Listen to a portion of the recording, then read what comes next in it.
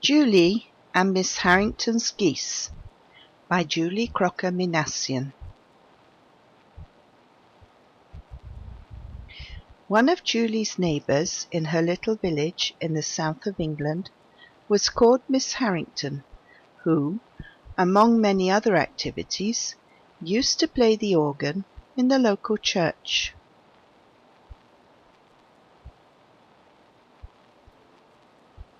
Sometimes Julie's mother would send her to Miss Harrington's cottage to get some tomatoes, runner beans, or apples. Miss Harrington's cottage was set in an old orchard. In fact, that was even its name. It was up a long dark driveway amongst lots of trees. Julie didn't like going to Miss Harrington's cottage. This was because she kept a gaggle of geese. One Monday morning, Julie's mother said, "Julie, I don't have any runner beans for dinner today, and Auntie Joyce has picked all of hers. Please go to Miss Harrington's and ask her if she has some to spare. Here's the basket." "But I don't like going to Miss Harrington's," replied Julie. "The geese frighten me." "Oh, I know they can be quite frightening," said Julie's mother, "but they are quite harmless. They don't peck, you know."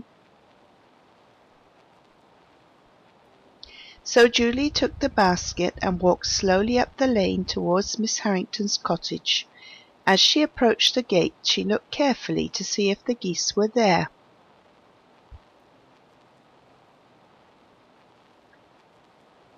All was quiet.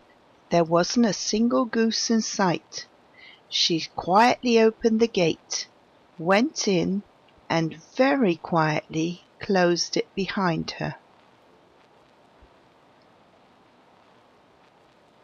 But just as Julie was beginning to feel more at ease, thinking the geese must be at the other end of the big garden and hadn't heard her, there was an enormous cackling sound, and a gander came running down the driveway towards her, standing very tall and flapping his gigantic wings, making a very loud whooshing sound.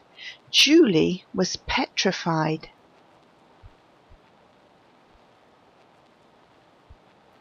She stood still and closed her eyes, hoping it would go away. But no, the gander was coming for her. Then she saw the other geese following him, and soon they were all around her, making an unbearable honking noise. Julie was surrounded. It was awful. All of a sudden, she managed to get the courage to run up to the front door and bang on it as loud as she could. "Miss Harrington, Miss Harrington," she yelled, "open the door. Please, open the door quickly." Julie was in tears when Miss Harrington opened the door and quickly shooed the geese away. She knew they could be quite scary. "It's all right, Julie," she said soothingly.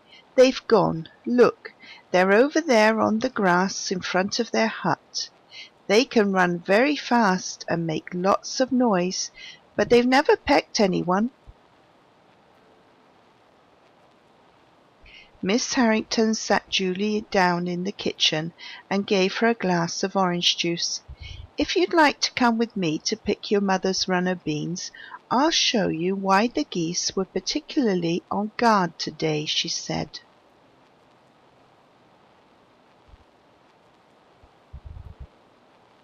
After they had picked the runner beans, Miss Harrington took Julie to the end of the garden where some long grass was growing. She told Julie to be quiet as she pushed back some of the grass and showed her two little goslings and their proud mother. You see, the gander wanted to protect the goslings. That's why he reacted so strongly when he heard you come in through the gate. Julie looked at the fluffy goslings. They were so small and fragile.